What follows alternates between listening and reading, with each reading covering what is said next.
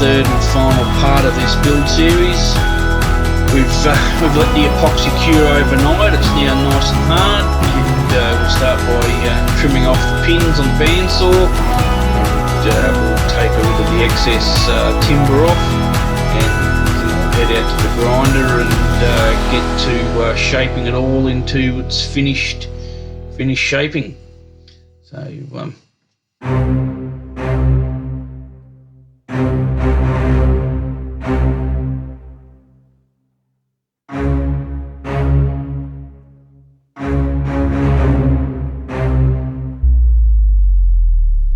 start off here on the flat platen, just square up the sides and make them nice and even on a used 60 grit belt, and just hang it off the edge of the platen there to give us a bit of working room on the belt, and get this all shaped out and trimmed back to the steel.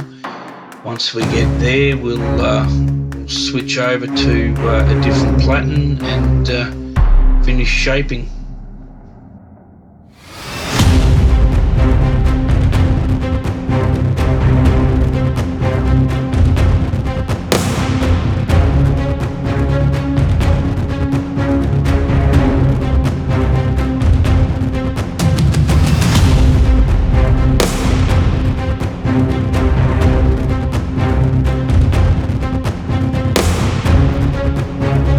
Marking out my handle here for where I want things to be. A nice line there for where our palm swell is going to finish off, and we'll put a nice little bit of a taper. I normally put around about 6mm at the front and around the 8mm at the centre there. Draw some lines on, and take it back to the grinder and get those shaped out.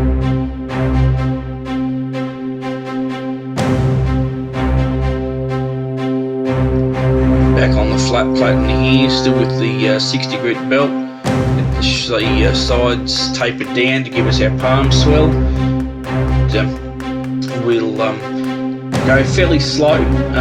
It's quite easy to burn G10 pins, and once you burn them, they'll always be discoloured. Even with a white pin, it'll be very noticeable that you've burnt it. So just take it slow and steady with those.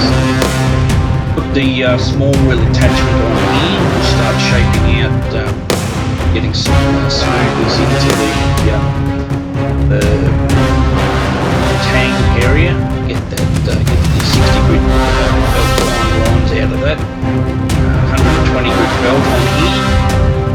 I'll start the smoothing out process. Do a little bit of the taking the corners off the sides of the scales as well with the small wheel on the 120 grit. We'll gradually work those up to a 400. Then we'll move into shaping the bench.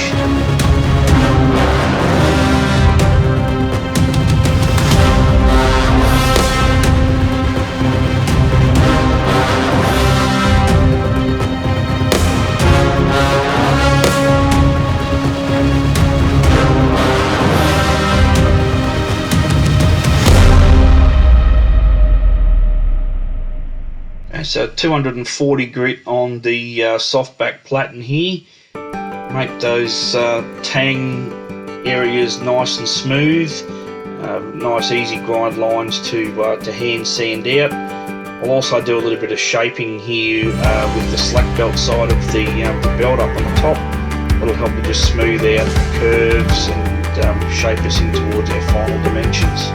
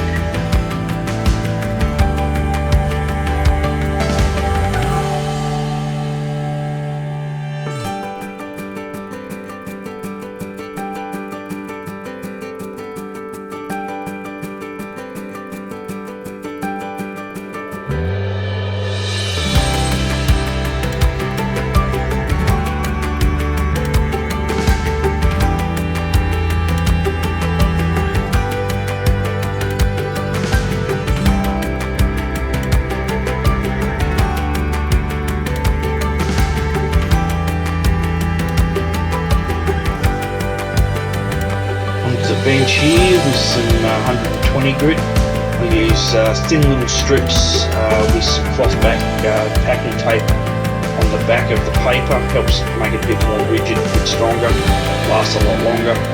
Really good way using the shoe shine method to really smooth out your curves, and the small thin skinny strips of sanding abrasive help to get into the tight corners. Use the round file to neaten up the lanyard tube there, get the dags out of the internals of it. I'll also use the half round file here just to smooth out some of the lumps and bumps in the curves of the rear end swell there.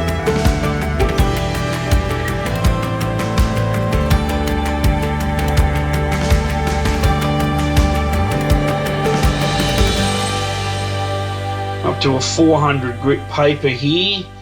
We're really starting to get this smoothed out.